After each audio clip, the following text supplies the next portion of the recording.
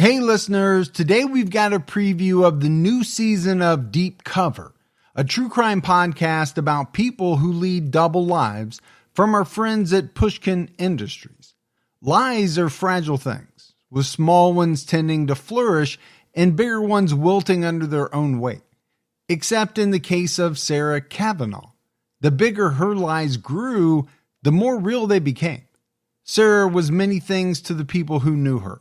A decorated veteran, a Marine who saved her comrades, a young woman fighting cancer. She was everything people wanted her to be until she wasn't. Turns out, no one knew the real Sarah. On Deep Cover, the truth about Sarah, Pulitzer Prize-winning writer Jake Halpern and acclaimed investigative journalist Jess McHugh unravel an epic 6-year deception that upended the lives of countless people, speaking with all of the story's major characters, including Sarah herself. Jake and Jess tell a sprawling tale that has, to this day, been shrouded in mystery. Here's a preview. In a mysterious handwritten letter, Sarah asks, "What do you think of my crime?" If you like what you hear, find Deep Cover, the truth about Sarah, wherever you get your podcasts.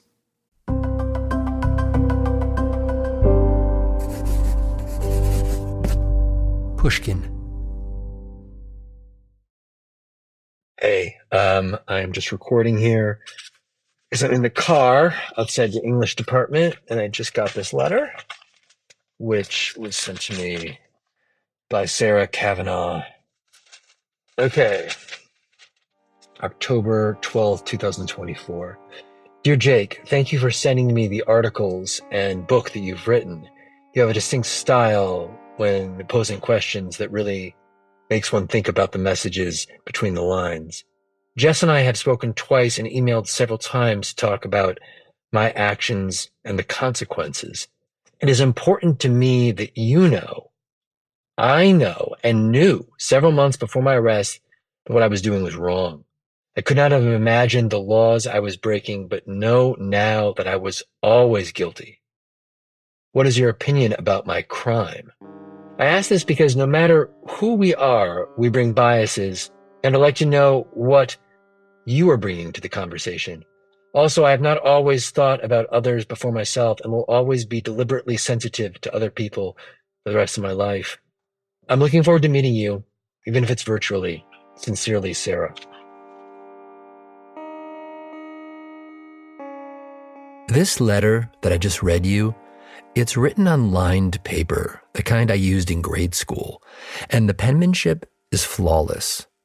When I read it for the first time, I was in my car outside my classroom at the university where I teach, and I found myself just sitting there, reading and rereading this letter.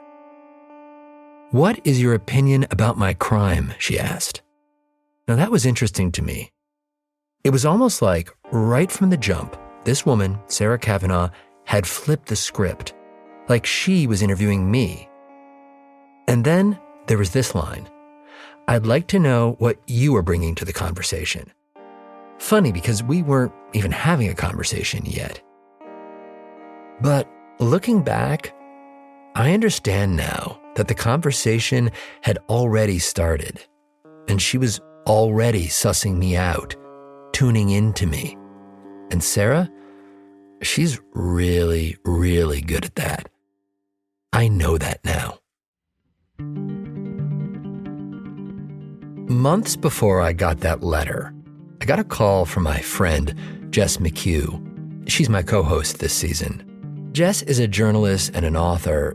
In fact, you may have noticed in Sarah's letter, she makes a reference to Jess. And that's because Jess is the one who found this story. I first heard about Sarah when I read a few articles about her online. Just snippets, really. But what I read about her was so bizarre, so unusual. I had a million questions. So I tracked her down. We started sending emails, talking on the phone, getting to know each other. And right from the start, she felt familiar to me. We have a few things in common, actually. We're about the same age, both from small towns in New England. But also, I've become a bit of an expert on women like her. I've spent years digging into historical research, reviewing court documents, and immersing myself in the world of women who managed to live multiple lives. I found so much that I'm now writing a book about it all.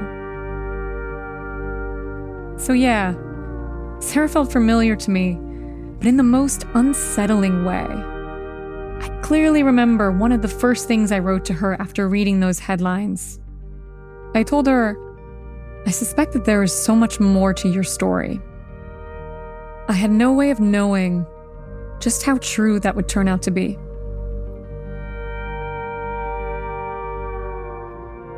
There's so much that we've learned since we first started talking to Sarah, so much else that she's told us.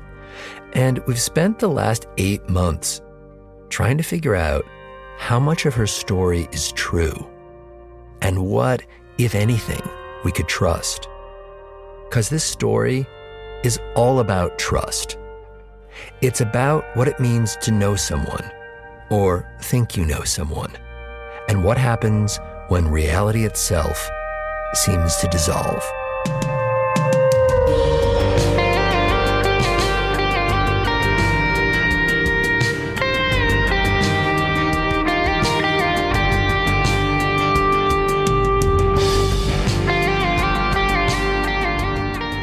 I'm Jake Halpern.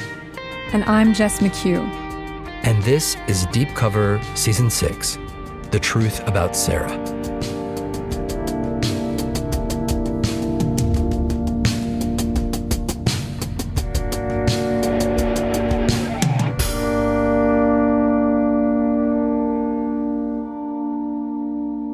Episode 1, The Warrior.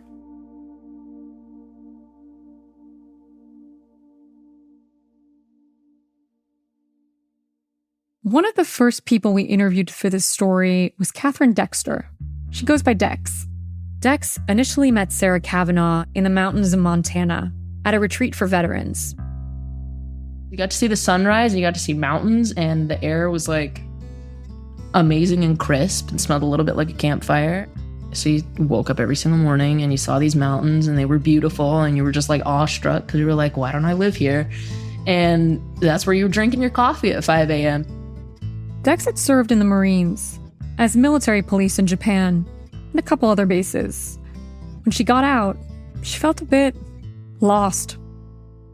So I had kind of steered away from the veteran community when I got out, and I was really, really isolated. So that was one of the big things that I struggled with because I had dealt with a lot of life transitions. The retreat was organized by a nonprofit called Patrol Base Abate, also known as PB Abate. The founder started the organization because he was concerned about the mental health of veterans and their difficulties readjusting to civilian life. And this was kind of the exact crossroads Dex was at. So she applied to go on one of their all-expense-paid trips to Montana. And that's how she ended up drinking her coffee in Big Sky country with all these other vets and meeting Sarah. What were your first impressions of her at the time? I liked her. I liked her a lot. It's all in the context of like what I know about her now. But back then, I liked her because she put out, because she worked really hard, and she was really humble. And she didn't walk around saying, oh, I'm a woman and I was in combat. She was injured and everybody knew it, but she was still running. Part of the ethos of this retreat was you didn't brag about the past. You focused on now, and you exercised a lot. The whole point of this retreat was actually strength building. The vets built a platform that became their outdoor gym. They lifted weights here, did squats, deadlifts, power cleans. And apparently, they were also carrying giant slabs of rock up a mountain. Come on. Push it, Liam, push. That woman you can hear saying, push it, that's Sarah Cavanaugh. We found this video of her on YouTube from this same retreat. She's in a sweaty gray tank top, has on these mirrored sunglasses and leather workman's gloves. She has blonde hair and a runner's build, slim and athletic. Keep moving. Keep moving. And that soft, inspirational music, that's in there because this is a promotional video for Patrol Base Abate. And in that video, we see Sarah giving an interview with the wild mountains of Montana in the background. Because there's such an open discussion about what's really happening to veterans, right? You know, what are we going through? How can we, refit and refresh the skills we have and the skills we learned while we were serving and apply them to our lives and make our lives better now? I think I was expecting just to come together and have some fun and work out, but it was so much more than that. The person who started these retreats was concerned about all of the challenges that vets face as they transition back to civilian life. And he wanted this time in the woods to be healing, transformational even. And to the veterans who are coming out here, be ready to talk and not talk out loud, but maybe you need to talk to yourself. Maybe you need to hear what other people are saying and process that and come back to yourself and work through some things. And I think that's happening here. It definitely is, but I think if you can at least be prepared to do the work, I think you'll get a lot out of it. Dex says that on this retreat, there were just a few female vets. It was her, Sarah, and another former Marine named Natalie. The three of them worked out together. Dex has this way of she calls it gassing you up, of being your biggest cheerleader. And so she'll be like, man, look at those guns, Natalie. That's Natalie Markham. She was a clarinetist in the Marine Corps band, a self-described band nerd. At the time of the retreat, Natalie was struggling. She owned a CrossFit gym that had been hit hard during the pandemic, and she was worried that it might go bust. So for her to be here in Montana, doing something she loved under the open sky with new friends, it was like she could breathe. She asked someone to take a picture of her with Dex and Sarah to commemorate the moment. The three of us are lined up, and being female and in the military, do you stand tough? Do you stand feminine? And then, we're in a strength retreat. So we should take one that looks kind of cute, but then we should take one that looks kind of tough. And so we'll flex. And Dex is always one to be like, oh, we have to flex. In the picture, the three of them are standing against the backdrop of the mountains, all flexing, biceps and triceps bulging. Natalie and Sarah are smiling. Dex is all business, serious as can be. And looking at the photo, I could kind of feel their energy. I'd never guessed they'd just met. They look like they could be sisters, joking, competing, giving each other shit, like the Three Musketeers or something. Dex told us that this kind of camaraderie is not a given. When you're a woman in the military, the competition among other women is really intense a lot of the time. You're all trying to be the best, not just be the best woman, but you're trying to be the best so that the men think you're the best, because that's what matters. And, men are the ones who are always in charge of you. It's their opinion that gets you promoted. So if you're falling short, you're already doing one thing wrong because you're a woman. So it's like you can't do two things wrong. Dex was especially impressed with Sarah. She was somehow doing all these really intense workouts while also dealing with what seemed like a pretty serious leg injury. She also was taking injections of some kind, some type of medication for her hip. And she was telling us if she doesn't, put this shot in her hip, her leg goes numb. Because Sarah was so modest, because she didn't boast or advertise about who she was and what she'd done, there was an air of mystery about her.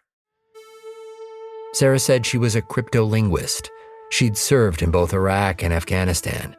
She came from a military family. Her brother had been a Marine too. He was killed in combat and buried at Arlington Cemetery. In private moments, Sarah began to open up to Dex.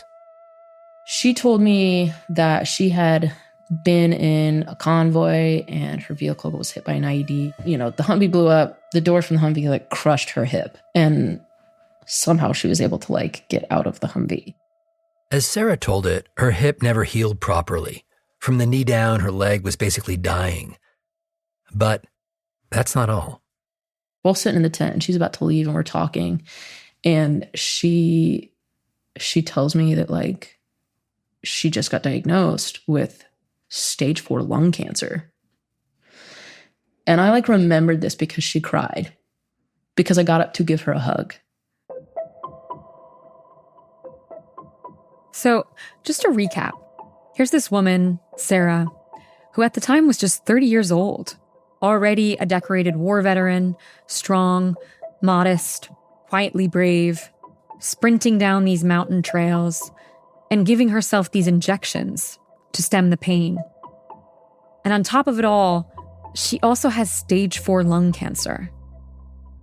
Dex had to coax it out of her because Sarah's story came out in dribs and drabs, and it got more tragic incrementally, like a kettle on a stove that heats up slowly until all of a sudden it starts to boil.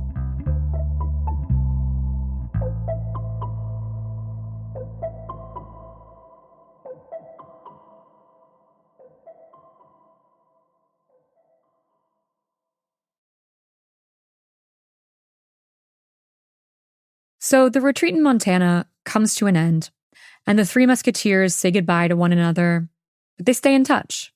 And this, by the way, is exactly the goal of this program. Veterans forming real bonds that last long after the campfire goes out. A few months after the Montana retreat, in December of 2021, Dex happened to be in Virginia visiting Arlington National Cemetery. And suddenly, Dex remembers that Sarah's brother was a Marine who was killed in action. So she sends Sarah a text and says she'd like to lay a wreath at his grave. Within minutes, Sarah texts back with a plot number. But when Dex gets to the grave, she notices that this Marine, he has a different last name than Sarah's. And when she looks up his obituary, she sees that they're not even the same race. When she sends Sarah a picture of the grave, though, Sarah confirms that, yes, this is him. So I'm thinking, if he's not her actual physical brother, I don't think she mentioned ever having an adopted brother. And then I'm thinking, maybe she just meant brother, like in the colloquial, we're all Marines, we're brothers type way. And I was like, maybe that's it. You can hear Dex trying to make sense of this, but she said she didn't ask Sarah too many questions about it. It's kind of like if you had a friend that told you that she'd had a miscarriage, the very last thing that you're going to do to that friend while she's crying about losing a baby is ask her if that actually happened. Like, this is so insensitive. So I was not going to ask this woman these questions because I didn't want to be insensitive because we were friends. So Dex just didn't say anything. Besides, at this point, Sarah was fighting lung cancer. And from time to time, she'd mentioned to Dex that her medical bills were piling up. Now, the VA wasn't covering everything. Dex wanted to help, even from far away. And that's when she heard about this charity called Hunter 7. Hunter 7 helps veterans who struggle to pay their medical bills. The reality is, many veterans face huge gaps in the healthcare the VA provides. Long wait times, denied claims, and charities like Hunter 7 come in as a stopgap. So Dex tells Sarah she should apply for financial assistance. And at first, Sarah seemed reluctant. Maybe she was just underwater with everything she had going on. So Dex offered to step in and submit an application for Sarah. I was like, this is what I would do for my friends. Like, especially a friend who's like struggling at this level. I was like, I understood really clearly, like having a million things going on and all of them feeling very intense. So I was like, let me help you out because I have a minute and it's no skin off my back to send an email. She couldn't know this then, but this simple act of kindness would set something in motion. Something that would forever alter the way Dex saw Sarah.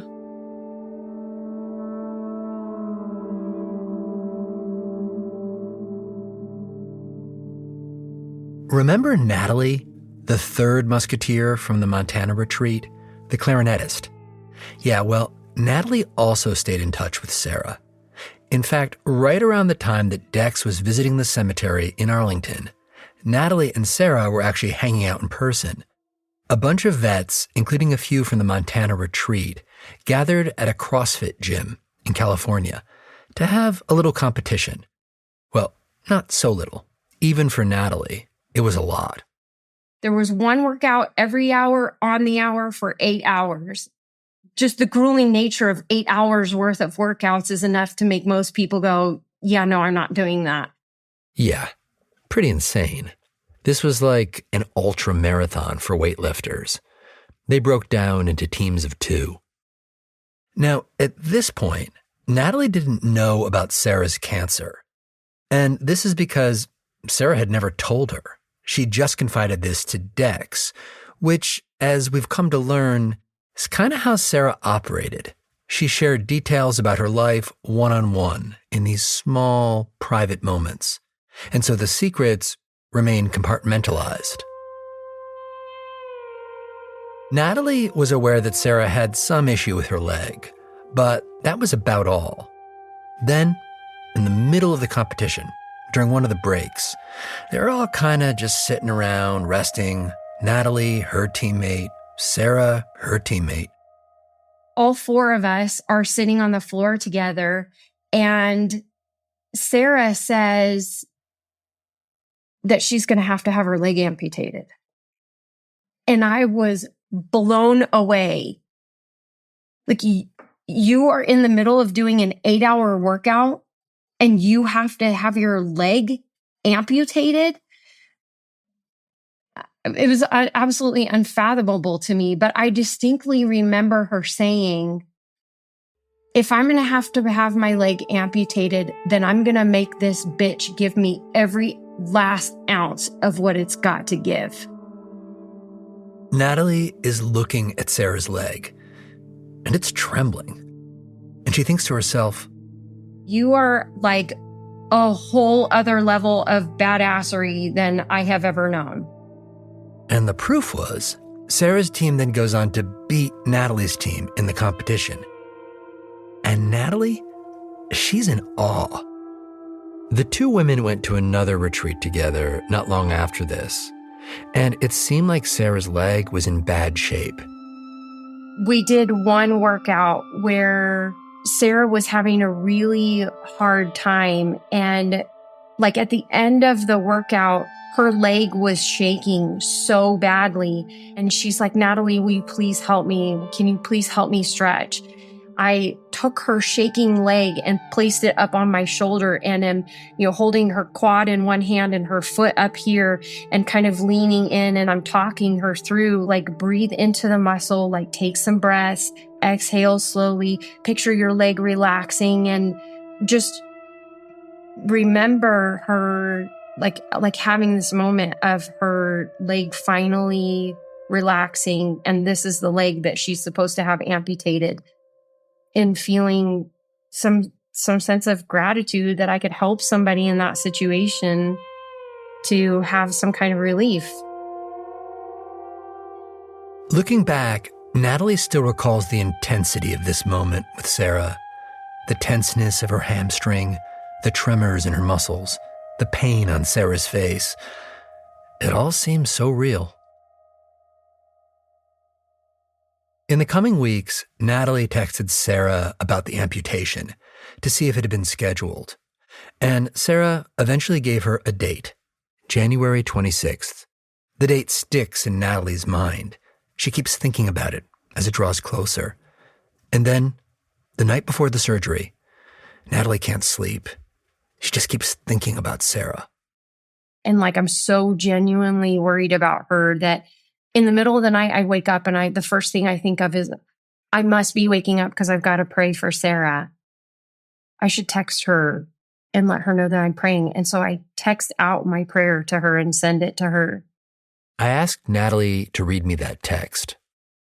January 26th, 2022, a prayer for you today is what I wrote.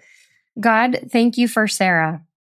Thank you for her intelligence, kindness, humor, bravery, courage, and service to the United States, and for her gift of friendship. I pray that you will give her and her family a deep sense of peace today, even as she is under anesthesia. Though she already has such a deep sense of drive and determination, pour into her an extra dose of perseverance and purpose. Heal her body, Lord, from this and all illness and disease. Did she write anything back? She wrote, "Thank you so much. I can't tell you what this means to me." The next day, Natalie shot Sarah another text to see how the surgery went. And Sarah explained they had to call off the amputation. She said that when she was going into her surgery, that her blood pressure had dropped and they weren't able to perform the surgery because of that. And I remember thinking at the time, like, that's really weird. You would think that if you're going to go have your leg cut off, that your blood pressure would be sky high. The next day I was like trying to reach out to her, but thinking that she's still in the hospital. And it's in the middle of me trying to get a hold of her that I receive a message from Tom through WhatsApp. That guy she mentions, Tom, that's Tom Schumann. He's the founder of Patrol Base Abate, the nonprofit that organized those retreats up in Montana.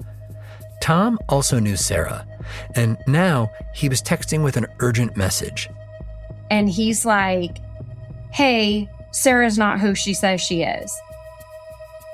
Tom says that Sarah has been lying about a number of things, and that she may have lied about her military service. Natalie didn't know who or what to believe. I specifically asked Tom, like, "How do you know this?" Because now I'm questioning him, like, why would you even say something like that? Like, how do you know for sure? But it turns out Tom had his reasons.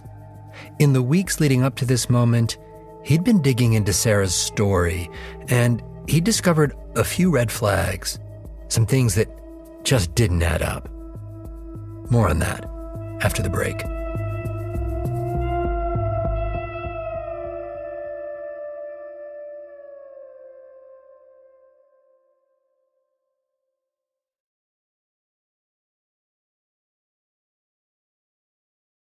Tom Schumann first met Sarah Cavanaugh in the snowy mountains of Boulder, Colorado, at a Patrol Base Abate retreat. We're staying in canvas tents. It was an intimate setting where we're spending all day and night with just a small group of people. We connected over our intellectual and academic and literature interests. Had read the same books, talking about the same authors. Pretty immediately, we started hitting it off. This retreat was similar to the one in Montana we told you about. Hang out, work out, talk, connect. That was the goal. That's why Tom founded PB Abate in the first place. He's a Marine, and when he returned from his tours overseas, he watched his comrades struggle. He told us 3 of his fellow Marines died by suicide over the course of 1 month. And that is what led him to start PB Abate. In Colorado, Tom and Sarah started to get to know each other.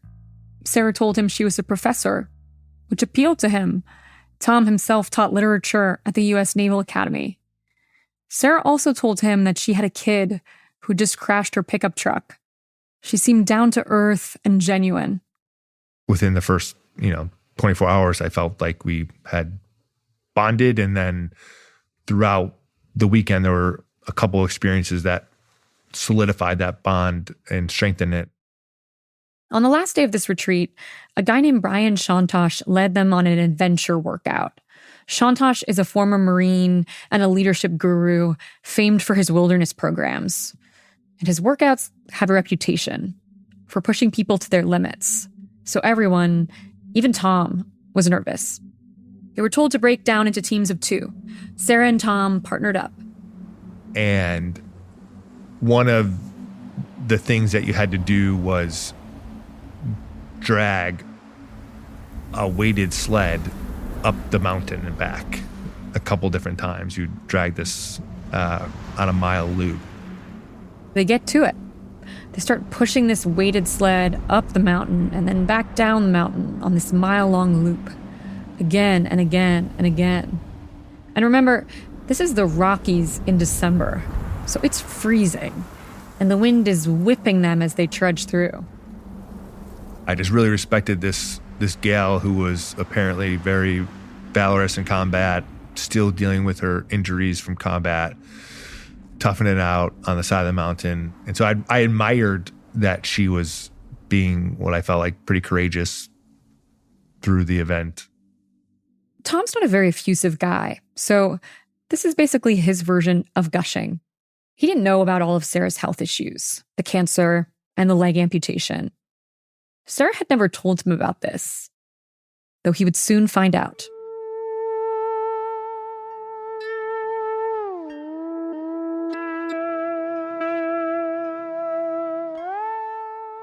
Within a few weeks, Tom hears about Sarah's cancer, and he feels like he's got to do something. I am a guy of action. I reached out to her and I said, hey, I didn't know you were sick. We should meet soon to see if I can help, if there's anything that I can do. At the time, Tom lived in Rhode Island, where Sarah also lived. So they met up for coffee and talked for hours. He learned how she'd seen combat in Afghanistan, how her convoy was blown up, and how she'd been seriously hurt in the blast. And how, despite it all, she still managed to save some of the guys in her patrol, dragging them to safety, even with her own crushed hip. How she'd gotten a Bronze Star for her bravery. And now, she had cancer in her lungs because of the toxic chemicals in that explosion. It seemed incurable. It was terminal. The VA wasn't helping because she couldn't prove that the cancer was combat related. I was just like, goodness gracious, like everything that like you've been through, from your injuries to the cancer to gonna lose your leg, the amount of tragedy that and trauma. And I just resolved in that moment, like, I am gonna do everything that I can do to help you. And what do you need? And she needed employment. She said she didn't have a very good job. She told Tom that her plan had been to get a PhD in English literature. She'd even been accepted into a program at Johns Hopkins. But then the VA delivered some shattering news. They told her that she couldn't use her GI Bill. Why? Because her life expectancy was shorter than the time it would take to finish the program. It was devastating, all of it. Tom, being a guy of action, was like, maybe I can create a salaried position for you at Patrol Base Abate. At the time, the organization was run entirely by volunteers. There were no paid positions. But the organization did have donors, some with deep pockets. And Tom thought maybe one of them would be willing to pay for this. Tom even had a particular donor in mind, a woman who lived up in New Hampshire. So he wants to get all his ducks in a row. He asks Sarah for a copy of her DD-214. That's the official military discharge paper that all service members receive, explaining how and when they left the service. Sarah sends him the paperwork. He says he remembers vividly the moment he received it. He was sitting in his car, in a parking lot, about to get a haircut. He starts scanning through the documents on his phone, and something catches his eye. The DD-214 says Sarah retired as a corporal, which is weird because she'd made it all the way up to staff sergeant. In fact, he'd seen a picture of her with the staff sergeant insignia. So he calls her up. And so I just said, hey, Sarah, I'm going to New Hampshire tomorrow to ask for $60,000. Before I do that, could you help me understand why it says that you're a corporal here? And she's like, well, I didn't really want to get into all that, but I was sexually assaulted on ship by the commanding officer. he had pulled a gun during the sexual assault, and I'm the one who got punished for reporting him. I said, like, I'm sorry to hear that, but I am now incredulous about all of this. Suddenly, Sarah's whole story, with all its drama and all its heroics, is feeling very shaky. Tom knew he needed backup, so he reached out to a friend who had access to personnel records. The friend, he punches in Sarah's DOD number, the military equivalent of a Social Security number, does some more digging. That friend gets back to Tom with what he's found. And he said the DOD ID number for this DD-214 belongs to a Corporal so-and-so. And it's a guy. And he's like, 50% of this document is his record. Then 50% of this document is altered. It looks like she'd taken someone else's records and doctored them, inserting her own name and other details. And this, by the way, is not a small thing. This isn't forging your mom's name on a sick note. This is a huge deal. Felony level huge. Tom is in a state of shock. That's like, yeah, that was it. Like, at that point, I'm like, I've been bamboozled, hoodwinked. Tom goes home and tells his wife. His wife, she's pissed. She knows how hard Tom has been working for this woman, trying to help her. And now she seems to be a fraud. She's like, not on my watch. So she goes over in person and reports this whole thing to NCIS. That's the Naval Criminal Investigative Service. Maybe you've seen the TV show. They're the badass investigators for the US Navy and Marine Corps. Anyway, the NCIS folks, they're like, okay, we'll look into this. Around this same time, something else very important happens. Remember how Dex, the friend from the Montana retreat, tried to help Sarah with her medical bills? How she contacted a charity called Hunter 7. Well, that charity had also started digging into Sarah's backstory. And what they discovered prompted them to alert both Tom and the FBI. But what no one realized, not Tom or Dex or NCIS or even the FBI, was just how deep this deception went. None of them could begin to fathom it. Lies tend to be fragile, temperamental things. Small ones may flourish, but the big ones die, wilting under their own weight.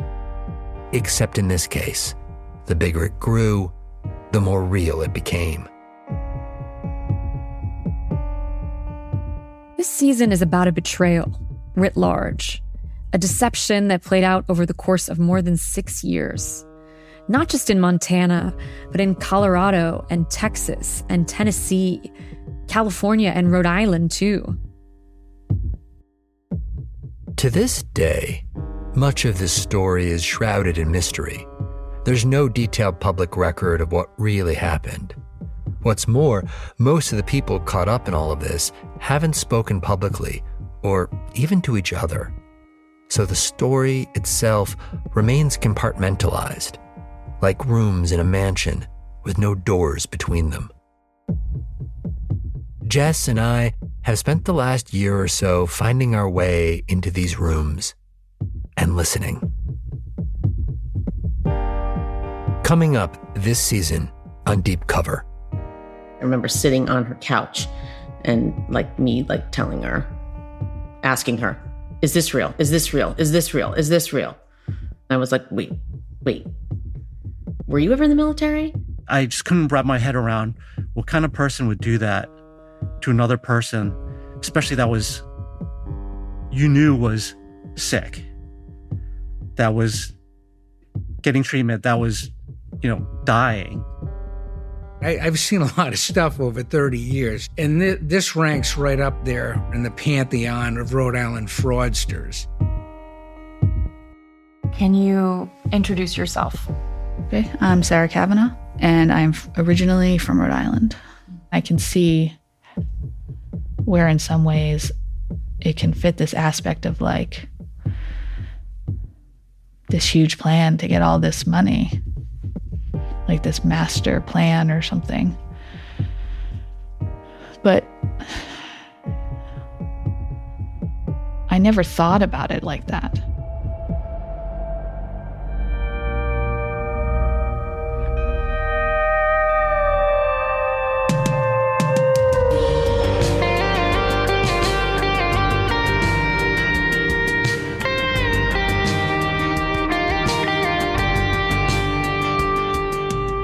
Deep Cover: The Truth About Sarah was produced by Amy Gaines McQuaid and Tali Emlin. Additional production support by Sonia Gerwit.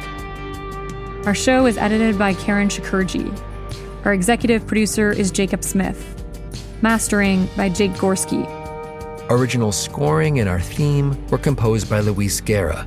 Our show art was designed by Sean Carney. Fact-checking by Annika Robbins. Special thanks to Sarah Nix, Izzy Carter, Daphne Chen, Jake Flanagan, and Greta Cohn. Additional thanks to Vicky Merrick. I'm Jess McHugh. And I'm Jake Halpern.